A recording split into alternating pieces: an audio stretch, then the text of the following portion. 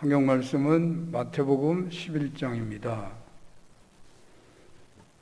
마태복음 11장 7절에서 15절까지,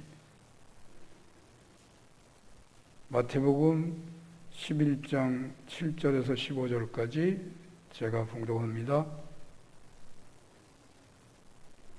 그들이 떠남에 예수께서 무리에게 요한에 대하여 말씀하시되 너희는 무엇을 보려고 광야에 나갔더냐? 바람에 흔들리는 갈대냐? 그러면 너희가 무엇을 보려고 나갔더냐? 부드러운 옷 입은 사람이냐? 부드러운 옷 입은 사람들은 왕궁에 있느니라. 그러면 너희가 어찌하여 나갔더냐? 선지자를 보기 위함이었더냐? 옳다. 내가 너희에게 이르노니 선지자보다 더 나은 자니라.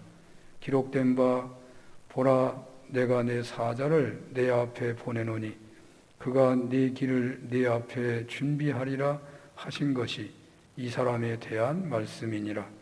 내가 진실로 너희에게 말하노니 여자가 낳은 자 중에 세례 요한보다 큰 이가 일어남이 없도다. 그러나 천국에서는 극히 작은 자라도 그보다 크니라. 세례 요한의 때부터 지금까지 천국은 침노를 당하나니 침노하는 자는 빼앗느니라. 모든 선지자와 율법이 예언한 것은 요한까지니 만일 너희가 즐겨 받을진대 오리라 한 엘리야가 곧 이 사람이니라. 귀 있는 자는 들을지어다. 아멘. 산운교회 성도 여러분, 각 처소에서 하나님 앞에서 예배하시는 여러분들 환영합니다. 사람 앞에서 눈에 보이게 행동하기보다 아무도 보지 않는 곳에서 오직 하나님만 보실 수 있는 곳에서 진실되게 예배하기가 더 어려울 것입니다. 그러나 우리가 좀 더 집중한다면 더 은혜를 받을 수 있는 그런 예배가 되기도 할 것입니다.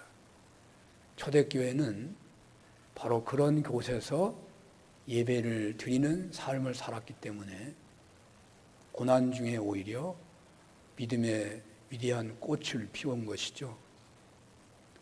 오늘날까지 교회가 존재한다 하는 그 공을 혹시 따져본다면 AD 1세기에서 4세기까지 이 초대교회 신앙인들의 말씀 따라 살아간 그 삶이 아마 아닐까 해집니다. 그들은 하나님을 살아계신 하나님으로, 예수님을 하나님이 이 땅에 오신 하나님으로, 하나님과 예수님을 믿게 하신 성령의 역사하심이 성령 하나님의 역사라고 확실하게 믿었습니다.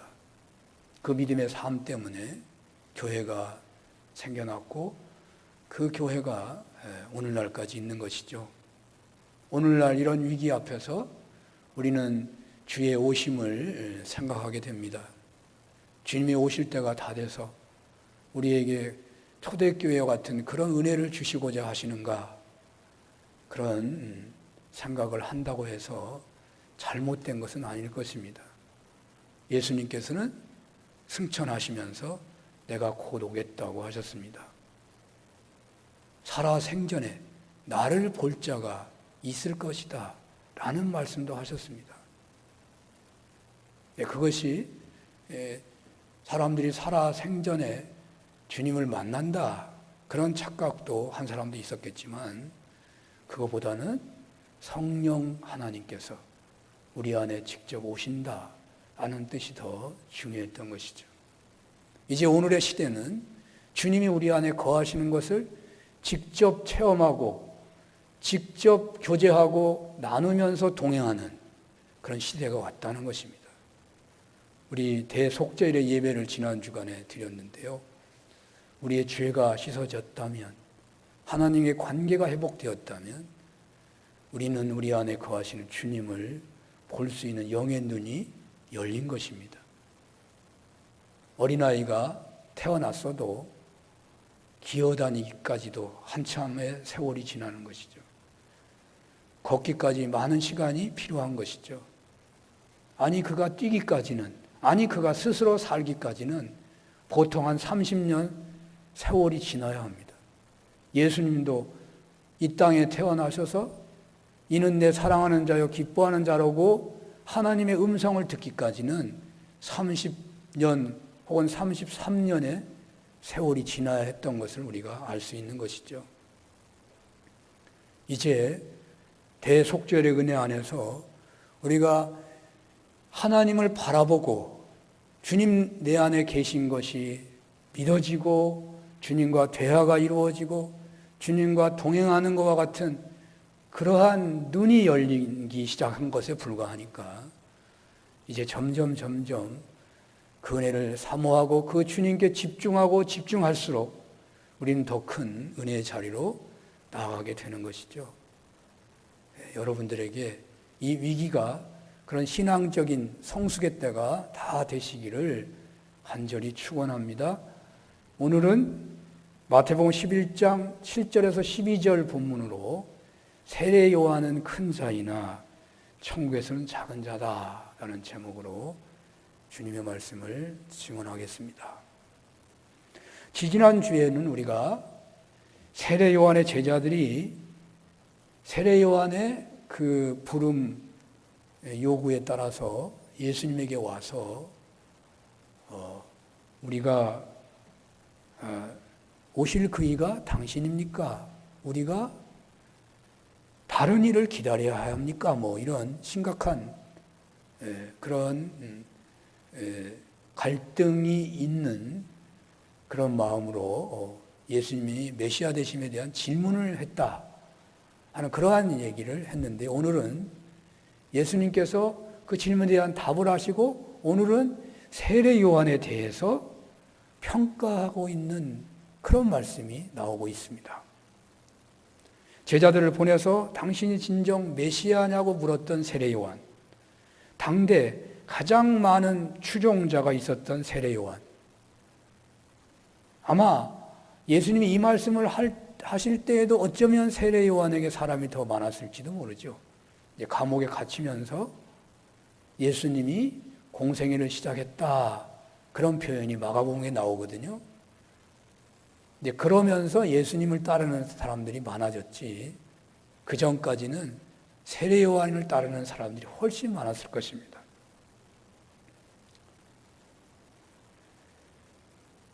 바로 그 세례 요한과 그를 따르는 자들이 주님에게 물었고 주님이 대답했다는 얘기를 했었죠.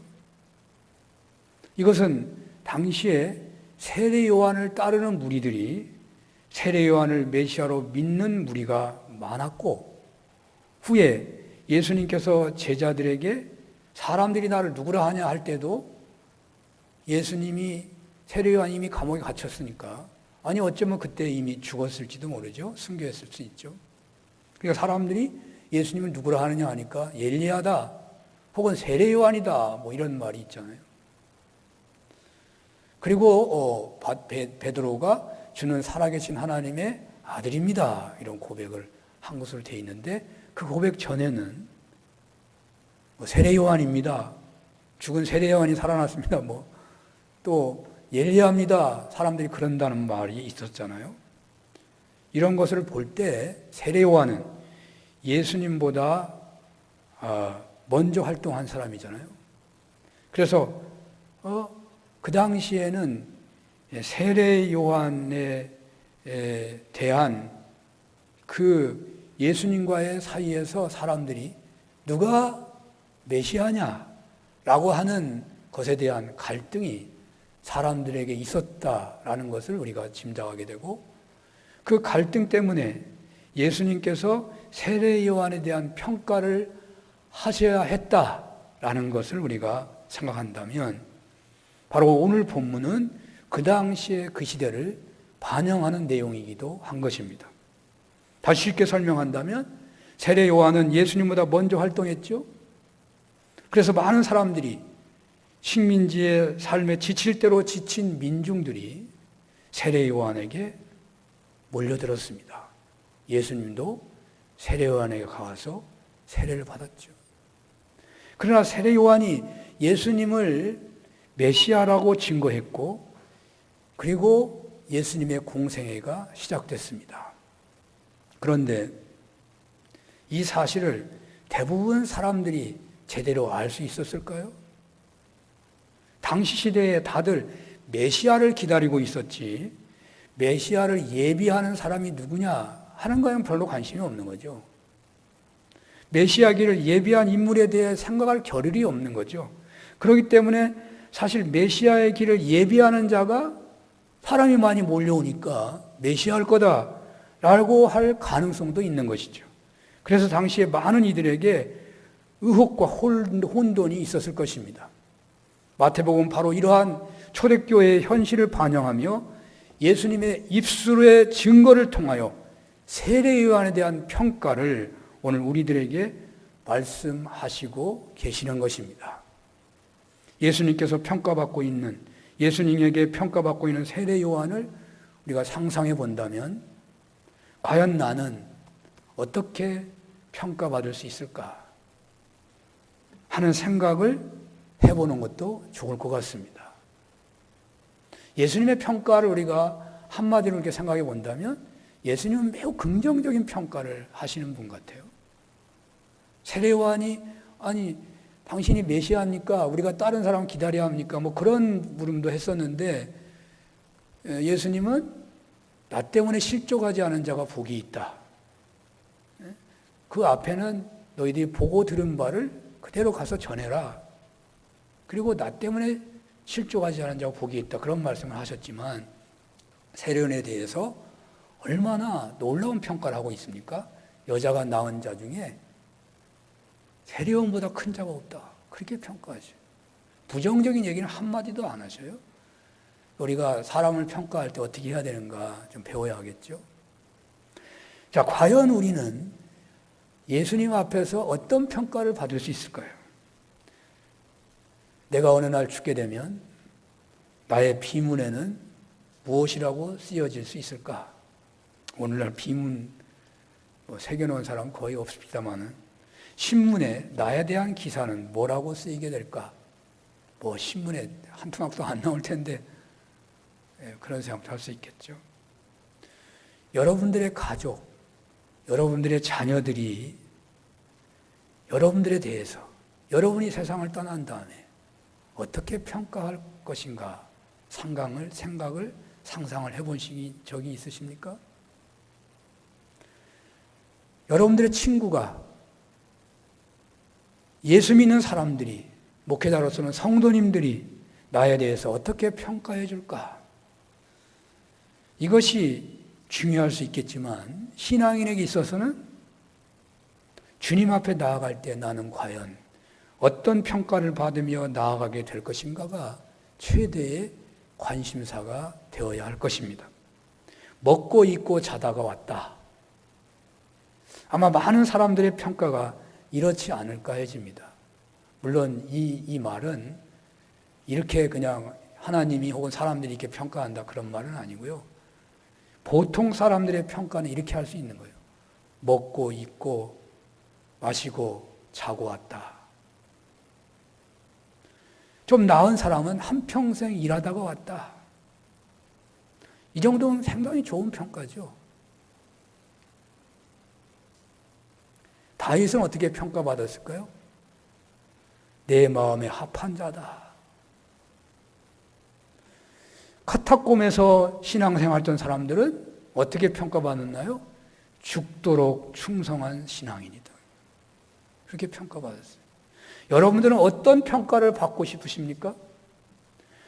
그것은 아마도 여러분들의 평생의 삶의 목표가 될 수도 있을 것입니다. 세례 요한은 예수님께 특별한 평가를 받았습니다. 여자가 낳은 자 중에 이보다 큰 자가 없느니라. 세례 요한은 인류 역사 중에서 가장 큰 인물이라고 평가를 받고 있는 것입니다. 왜 그렇습니까? 본문에 따른다면 요한의 제자들이 돌아가자 예수님께서는 요한에 대해서 군중들에게 이렇게 말씀하셔요. 너희가 요한을 보러 황량한 광야로 갔을 때에 그를 어떤 사람으로 기대하였느냐? 바람에 흔들리는 갈대와 같이 갈피를 잡을 수 없는 그냥 보통 사람이라고 생각을 했었느냐? 즉 세례 요한은 갈대와 같이 바람에 의해 흔들리는 보통 사람이 아니라 그 반대로 신념의 사람, 지지오의 사람, 소신의 사람이라는 것입니다.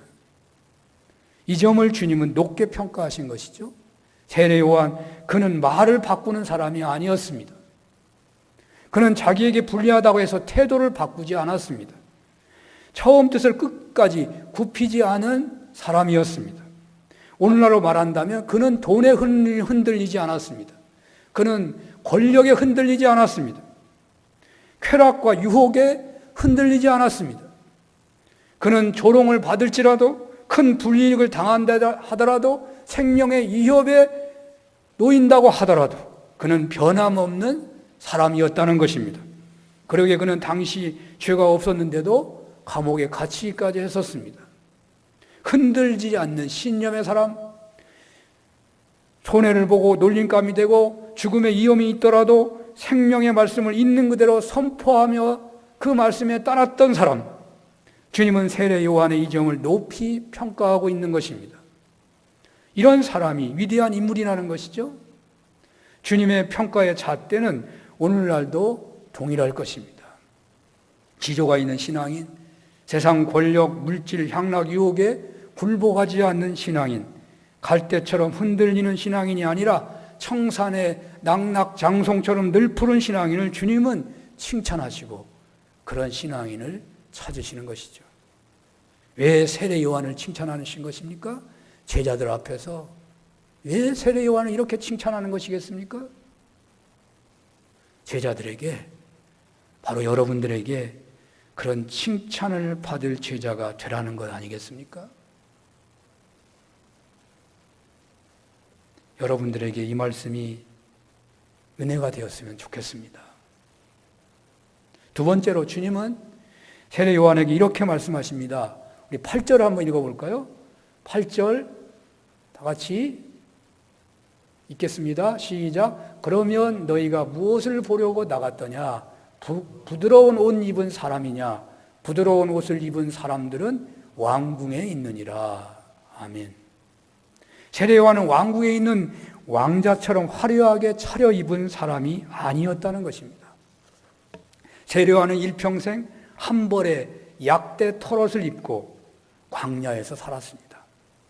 제가 성지순례 중에 세례 요한이 살았을 것이라고 예상되는, 추정되는 그곳에 가본 적이 있습니다. 쿰란 사본이 발견된 곳이었는데요. 동굴이었습니다. 사해 바다가 보였고요. 주변에는 한 그루의 나무도 없었습니다.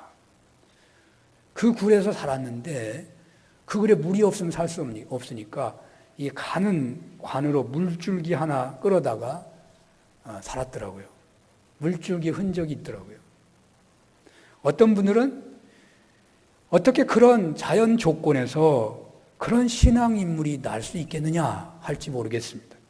우리나라 금수강산처럼 물 좋고 산 좋고 어찌 보면 풍수가 좋은 곳에서 인물이 나는 것인데 라고 생각하겠지만 성경에서는요, 경치 좋은 곳, 무슨 풍수가 좋은 곳에서, 아니 그런 곳이 영성의 자리가 아니라 오히려 단순한 곳이 영성의 자리라는 것입니다. 나무가 많은 것보다 오히려 나무가 몇 그루 없는, 하나도 없으면 살 수가 없으니까 그런 곳이 오히려 더 영성적인 곳이라는 것입니다. 사람이 살기 좋은 곳이 아니라 사람이 살기 어려운 곳이 더 영성적인 장소라는 것입니다. 영성은 화려한 수식어에서 찾는 것이 아니고 간결한 언어 생활에 있는 것입니다. 이렇게 본다면 세례 요한이 살았던 곳은 영적으로 본다면 최적의 장소였습니다. 사는 곳에서는 나무 한 그루 없고 멀리 골짜기에, 골짜기는요 비가 오면 그래도 물이 조금 남아 있거든요. 그래서 그 골짜기에 몇 그루의 나무만 있는 반사막지대의 동굴에서 살았던 것입니다. 그들이 먹었다고 하는 석청이라고 하는 것은 벌이 가져다 준 꿀이 아니라고 합니다. 꽃이 없는데 벌이 있을 수 없고 꿀도 있을 수 없는 것이죠. 그들이 석청이라고 하는 것은 계곡에 한두 그루씩 있는 종려나무 열매가 땅에 떨어져서 꿀처럼 녹아진 것이라고 말합니다. 제가 엊그제 저희 어머님 뵈려고 누님집에 갔었는데요. 거기 갔더니 그 꾸지뽕이 아시죠? 꾸지뽕이 얼마나 많이 열었는지 열매가 뭐 온통 열매로만 보이더라고. 얼마나 많이 열렸는지. 근데 거기에 이렇게 새카만 것들이 있어요. 이렇게 따먹었죠. 근데 별로 안 달더라고. 까맣게 익었는데 달 줄 알았는데 별로 안 달아. 그래서 물어봤죠. 이렇게 안 다냐고 그러니까 그게 막 떨어질 때만 달다고 그러더라고. 완전히 익어가지고 떨어질 때. 근데 벌써 바닥에 보니까 뭐 새카맣게 떨어져 있어. 그래서 제가 상상을 해봤어요. 이 앞으로 이 꾸지뽕을 심으면 바닥에 이렇게 싹 깔아가지고 떨어지는 것만 주워 먹도록 해야 되겠구나. 그런 생각을 해봤어요. 그냥 미리 따면 맛이 없어요. 여러분 시장에서 먹는 것도 다 미리 따가지고 아마 어떻게 익혔거나 뭐 했을 것 같아요. 그냥 막 떨어지게서 익어버리는 거, 떨어지기 직전에 받아먹는 거, 그게 최고로 맛있는 거예요. 그러니까 여기 본문에 나오는 세례요한이 먹은 것, 그 당시 공해도 없는 거잖아요. 그 나무는 키도 클 것이고 떨어져가지고 그냥 바위덩에 떨어져서 익은 거, 그거 먹고 사는 거예요. 물론 양은 별로 안 되겠죠. 이들은 세속을 떠나서 오직 하나님만을 섬기기 위해서 집단을 모여 살았고 겨우 생명을 유지할 만큼만 먹고 오직 성경을 쓰고 말씀을 배우는 것을 중심으로 살았던 사람이었습니다. 사실 쿰난 사본이라고 하는 것이 오늘날 우리가 읽는 이 성경을 온전하게 하는데 결정적 역할을 했습니다. 그 동굴에서 사는 사람들이 성경을 써놨기 때문에. 세례 요한은 자신의 안일함과 평안함을 추구한 인물이 아니었습니다. 왕궁에서 부드러운 옷 입은 자란 자신의 욕망을 만족시키며 평안을 추구하는 것이 인생의 제일 목표인 사람을 뜻합니다. 사실 이런 사람들은 왕궁 주변에 있는 것이죠. 오늘날도 한다면 권력의 주변에, 돈 많은 사람의 주변에 얼마든지 있습니다. 좋은 학교, 좋은 직업, 좋은 음식, 좋은 침실, 좋은 욕실, 좋은 차, 비단 옷, 이런 것이 인생의 중요한 목표가 된 사람은 부드러운 옷 입은 사람들이란 말입니다. 그러나 세례 요한은 오직 진리와 정의 때문에 비록 약대 털옷의 광야에서 살지라도 그것을 기뻐한 것이죠. 주님은 이러한 세례 요한을 큰 인물로 평가하고 있습니다. 그러므로 우리 신앙인의 목표는 결단코 세상의 부귀영화가 되어서는 안 될 것입니다. 자신의 안일함과 평안함만을 추구할 수 없습니다. 먹고 입고 쓰는 것이 중요한 것이 아니라 하나님의 말씀인 진리 안에서 어떻게 온전히 사느냐에 관심을 집중해야 한다는 말이죠. 세례 요한에 대한 예수님의 평가를 보며 우리네도 주님 닮기 원하면서 청빙과 단순함이 우리의 관심이 다 되었으면 좋겠습니다. 세 번째로 주님은 요한에 대해서 이렇게 말씀하십니다. 우리 9절을 한번 읽어볼까요? 9절 시작. 그러면 너희가 어찌하여 나갔더냐? 선지자를 보기 위함이었더냐? 옳다. 내가 너희에게 이르노니 선지자보다 더 나은 자니라. 아멘. 선지자는 하나님의 음성을 듣고 그 말씀을 선포하는 자죠. 하나님 주신 말씀에 목숨을 걸고 선포하는 자가 선지자예요. 설교자는 얼마든지 있습니다. 그러나 하나님께로부터 말씀을 직접 듣고 그 들은 말씀을 가감없이 전하면서 그 말씀대로 살아가는 사람은 극히 없을 것입니다. 세례 요한은 불같은 선지자였습니다. 선지자는 구약시대에 고난의 삶을 사는 경우가 많았지만 당시에 가장 존경받는 사람이었습니다. 예수님께서는 세례 요한을 이렇게 높이 평가하신 거예요. 더군다나 그는 선지자보다 더 큰 자니라. 더 큰 자니라. 왜 더 큰 자라고 했을까요? 메시아 되신 예수님의 길을 직접 예비한 사람이기 때문에. 다른 선지자는 예언을 했지만은 세례 요한은 직접 예수님을 만나고 예수님을 직접 증거한 사람이기 때문에 더 큰 자라는 거예요. 10절의 본문은 말라기서 3장 1절 인용한 말씀인데요. 이 말씀에 따르면 세례 요한이 예수님의 앞길을 예비했다는 말이잖아요. 예수님을 영접할 수 있도록 예수님을 전하고 높이는 사람인 세례 요한은 선지자보다 큰 자라는 말입니다. 그러므로 예수님을 전하고 예수님을 높이는 사람이 할 수 있는, 그러니까 예수님을 높이는 것이 사람이 할 수 있는, 신앙인이 할 수 있는 최고로 귀한 일이 되는 거예요. 삶을 통하여 그 예수님이 증거된다면, 뭇사람들에게 복음이 증거된다면, 예수님의 그 향기로, 예수님의 편지로 우리가 살 수만 있다면 그것이 얼마나 주님을 기쁘시게 하는 것이 되겠습니까?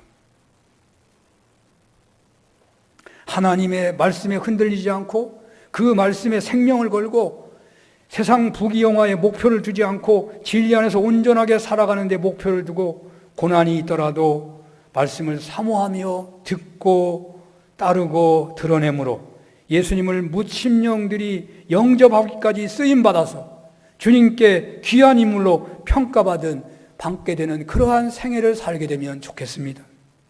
주님은 지조가 있는 사람을 칭찬했습니다. 주님은 자신의 안일함에 매이지 않고 진리 안에 매이는 사람을 칭찬했습니다. 주님은 복음을 드러내서 문 영혼들이 예수님을 영접하게 하는 그 사람을 칭찬하셨습니다. 여러분들에게 이런 은혜가 있었으면 좋겠습니다. 끝으로 오늘 본문의 핵심으로 여겨지는 말씀이 있는데요. 우리 한번 11절을 볼까요? 11절 우리 다 같이 한번 읽어보겠습니다. 시작. 내가 진실로 너에게 말하노니 여자가 낳은 자 중에 세례 요한보다 큰 이가 일어남이 없도다. 그러나 천국에서는 극히 작은 자라도 그보다 크니라. 아멘. 매우 독특하고 특별한 그런 구절이죠. 예수님께서는 세례 요한보다 인류 역사상 더 큰 인물이 없다. 최고의 인물이다 평가하셨는데, 그런데 천국에서는 극히 작은 자가 세례 요한보다 크다. 그렇게 말씀하고 있어요. 자, 세례 요한은 앞에서 평가한 것처럼 충분히 여자가 낳은 자 중에 가장 뛰어난 인물임이 분명합니다. 근데 여기 주님은 매우 파격적으로 말씀하세요. 천국에서는 극히 작은 자라도 세례 요한보다 크다. 놀라운 말씀 아닌가요? 천국에서는 세례 요한보다, 그러니까 극히 작은 자라도 세례 요한보다 크다. 세상과 천국은 비교할 수 없다는 것입니다. 세상의 관점에서 매우 위대한 평가를 받는다고 하더라도 천국의 관점에서 보면 별것이 아니라는 거예요. 우리가 가끔 세상적인 위대함을 천국의 위대함으로 착각할지 모릅니다. 세상에서의 축복과 명성이 천국에서도 통할 것이라고 생각하는지 모릅니다. 자신의 처지가 안 좋은 분들은 예수를 믿음에도 불구하고 천국에서 제대로 대접을 못 받을 것처럼 기가 죽어 있는 사람도 있더라고요. 세상에서 가진 것 많고 지위가 있으면 자신감과 우쭐함이 있죠. 그러나 세상적인 위대함이 결코 천국의 위대함으로 그냥 연결되는 것은 아니라는 말이에요. 세상의 위대함은 천국에서는 아무것도 아닐 수 있다는 뜻이 이 구절에 암시되어 있습니다. 그러므로 우리네가 좀 가난하고 불평한 것이 있고 고통이나 슬픔이 다소 있다고 하더라도 천국의 큰 상을 받는 삶을 사는 데는 결코 걸림돌이 될 수 없다는 거예요. 오히려 우리네의 부족함은 천국에서의 큰 상을 받기에 좋은 환경이 될 수도 있는 것입니다. 하나님은 우리가 천국을 들어가고 이 땅에서 천국의 삶을 누리다가 하나님 앞에 큰 상을 받는 삶에 대해서 어느 누구에게도 차별을 두시지 않으시는 분이다 그 말이에요. 또 하나의 의미는요, 천국을 소유하는 것보다 더 큰 행복은 없다는 것입니다. 세상에서의 어떤 칭찬과 존경과 사랑을 받는 위치도 천국의 삶과는 그 삶의 질을 비교할 수 없는 것입니다. 그래서 이 땅에서 가장 중요하고 위대한 일은 예수님을 영접하는 것이고 예수 그리스도의 기쁨이 되는 삶을 사는 것이라고 하겠습니다. 왜냐하면 예수님을 영접하고 순종하는 사람이 천국에 가니까. 예수님이 맡기신 사명에 충성하는 신앙인이 천국에서 상급이 있기 때문이 아니겠어요? 그렇습니다. 세상에서 가장 위대한 자는 신념의 사람, 지조의 사람, 또는 세상 부귀영화에 매이지 않고 진리에 매이는 사람, 하나님의 음성을 듣고 선포하는 사람일 수 있겠지만, 그러나 정말로 위대한 사람은, 진정 행복한 사람은 예수님을 영접하고 예수님의 뜻 안에 살아가는 천국을 소유한 사람이라는 거예요. 나더러 주여 주여 하는 자마다 다 천국에 간다고 안 했어요. 예수님의 이름으로 선지자 노릇하고 기적이 일어나고 엄청난 하나님의 일을 하는 것처럼 보여도 천국에 못 가는 사람이 있다는 거예요. 자, 예수님께서 한 말씀을 우리가 이 세례 요한에 대한 평가와 또 세례 요한에 하신 말씀을 한번 비교하면서 생각해 보십시오. 세례 요한의 질문에 주님이 대답할 때에 누구든지 나로 말미암아 실족하지 아니한다는 복이 있다 하신 말씀과 오늘 세례 요한은 여자가 낳은 자 중에 가장 큰 자다. 그러나 천국에서는 극히 작은 자라도 그보다 크니라. 이 말씀을 한번 비교해 보십시오. 예수님의 어떤 말씀이라도 어떤 요구에도 걸림돌이 되지 않고 그 예수님이 영접이 되고 그 예수님이 사랑함이 되고 예수님이 믿어지고 순종이 되면 천국이 임한 것입니다.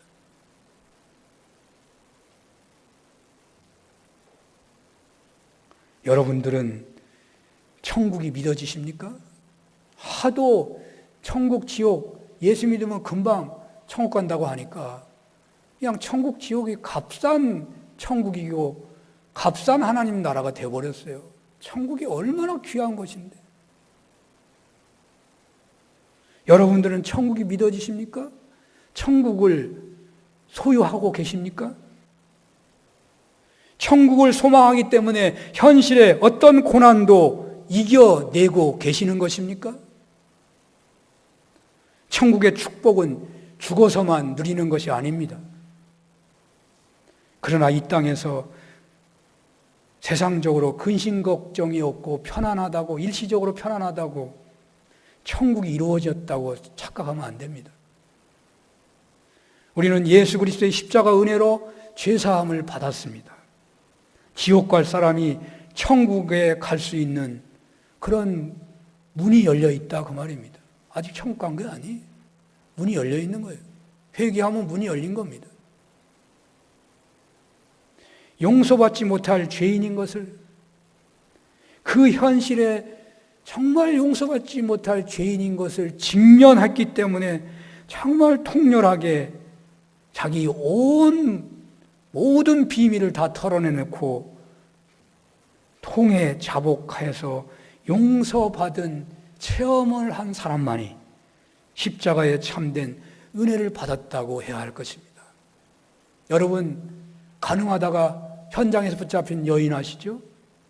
주님이 죄 없는 자가 돌로 치라고 했는데 다들 도망가고 주님이 그 여자 보고 뭐라고 합니까? 나도 너를 정죄하지 아니하노니 다시 죄를 짓지 말라. 여러분, 1만 달란트 받은 그 사람이 탕감을 받았는데 자기에게 무슨 100데나리온 빚진 자 탕감하지 못했다가 용서해 주지 못했다가 감옥 다시 들어간 거 아시죠? 여러분 탕자의 비유도 잘 아시죠? 탕자가 얼마나 큰 죄를 진지 아십니까? 그러나 탕자가 용서함을 받잖아요. 여러분 예수를 믿는다고 하는 것은 죄를 회개하고 용서받았다고 하는 체험은 여기 가늠한 여인과 같은, 여기 탕자와 같은 그런 체험을 했다는 거예요. 그런 체험을 한 사람은 용서하는 삶을 살지 않을 수 없다 그 말입니다. 사랑하는 삶을 살지 않을 수 없다는 겁니다. 용서하고 사랑하는 삶을 살지 못하고 있다면 어쩌면 우리는 아직 구원의 천국을 바라보고만 있는 사람인지 몰라요. 누릴 수가 없는 거예요. 그렇게 용서받았으니 가정에서, 교회에서, 이웃 간에서도 용서의 삶을 살고 사랑의 삶을 살게 된다는 것입니다. 원수가 있으십니까? 미워하고 망하기를 바라는 사람이 있습니까? 핍박하는 자에게도 기도하고 축복할 수 있으십니까? 그런 믿음은 죽은 믿음이 아니고요. 그런 믿음이 산 믿음이에요. 내가 믿어서 구원받았다는 확신은 있는데 용서하지도 못하고 사랑하지도 못하면 그 믿음은 죽은 믿음이에요. 대단히 죄송합니다만 죽은 믿음이에요. 산 믿음 안에서 구원받아 천국 백성이 되었다면 여러분들은 세상에서 가장 행복한 신앙인입니다. 어떤 사람에게도 용서와 사랑으로 대하는 신앙인이라면 천국을 이미 누리고 사는 신앙인입니다. 이런 은혜가 있으시기를 축원합니다. 천국의 축복은 세상의 어떤 위대한 삶과도 비교될 수 없는 것입니다. 천국에서는 극히 작은 자라도 세례 요한보다 크니라. 기도하겠습니다. 하나님, 말씀을 주셔서 감사합니다. 주님 앞에 우리는 어떤 평가를 받게 되겠습니까? 세상에서 큰 자가 되기보다 천국에서 큰 자가 되는 것이 우리의 소원 되게 하여 주옵소서. 예수님 이름으로 기도합니다. 아멘.